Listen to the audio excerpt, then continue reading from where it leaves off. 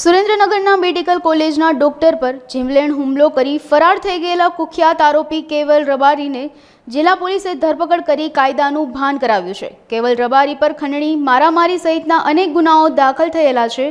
Medical કોલેજના doctor Shivraj Singh Jhala પર કેવલ રબારીએ હોસ્પિટલમાં જીવલેણ હુમલો કરી છેલ્લા 10 મહિનાથી ફરાર હતો। સુરેન્દ્રનગર શહેરના એ ડિવિઝન તથા બી ડિવિઝન પોલીસ સ્ટેશનમાં ખંડણી તથા ડૉક્ટર સાથે મારપીટના ગુનાના આરોપી કેવલ રમેશભાઈ રબારી જે છેલ્લા 10 મહિનાથી નાસ્તો કરતો હતો એને ગઈકાલ રાતના બાતમી આધારે દ્વારકાની એક હોટલમાંથી બી ડિવિઝન પીએસઆઈ એસપી ઝાલાએ અને તેમની ટીમે પકડી પાડેલ છે।